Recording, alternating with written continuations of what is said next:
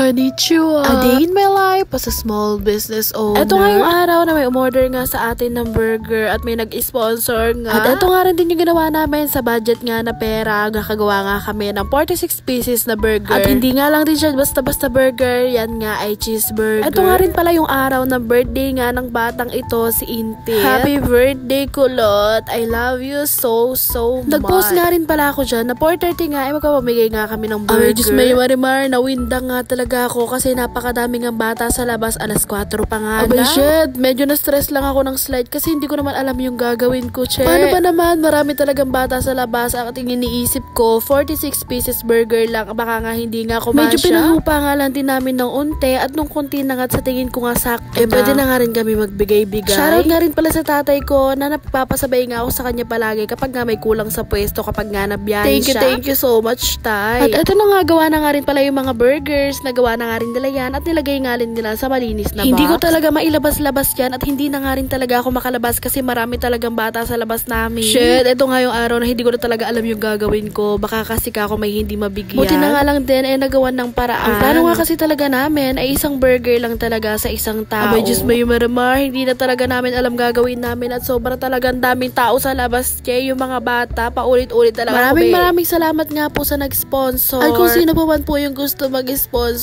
PM nyo nga lang din po ako. Ganito nga rin yung pinapangarap ko na kapag nagkapera ako, makapagbigay nga rin ako ng mga food sa mga bata or kahit sa ngayon nga, hindi pa talaga kaya ng ate Pat. Pero eto, kahit papaano may tumutupad nga rin sa pangarap natin na makapagbigay. Nandito nga rin pala yung pamangkin ko. At ayan, pinakuha na nga rin namin sila ng mga burgers. Kung sino lang talaga yung nandito, siya lang talaga mabibigyan ng burger. Pasensya na po talaga sa mga nagchat sa akin at nagpi-PM sa akin na magpapareserve nga daw ng burger. Pasensya na po talaga kasi yun po talaga yung sabi. Isang burger lang po talaga sa isang tao. Hindi ko na nga rin talaga kaya magpamigay at marami na nga rin bata. Kaya nga sila Princess, sila Day na nga din ang kumatrabaho. Inasign ko nga kay Princess at kay Day Ashley, sila Aisa, sila Clarice, sila Ryujo, sila Pate, sila na nga lang ako magbigay ng mga burger. At sobrang nalilito na talaga ako. Hindi ko na talaga alam yung gagawin ko, Sana talaga next time, mas marami pa talaga tayong mabigyan. Ulitin ko nga po, pasensya na po sa mga hindi nabigyan. Babawi na lang po tayo sa susunod. Wala na nga rin talaga akong masabi, kaya patugtugin na nga lang natin yung kanta ng Ate Pat.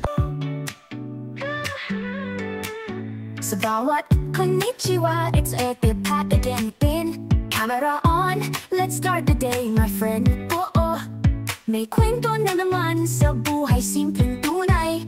Tara na, samahan mo, let's make this day alive. Sa kanto lang makikita, may ngiti sa bawat kuha. Burger, fries, cheese stick, drinks, dito sa food hub ko. Love ko to ating koan. Ate Pat sa daily vlog kong swak.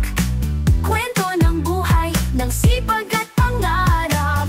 Ate Pat's Food Hub, dito lahat masarap. Balang araw lalaki din to, sabay tayong aangat. Pagod man sa biyahe, smile pa rin sa lens. Every Friday nag-ginisa, may kwento at sense. Support local, yan ang sigaw ni Pat. Small start lang ngayon, pero dream big yan, trust that. May burger love, may fries delight, may cheese sticks sa bawat bite. Drinks chill, oh what a thrill.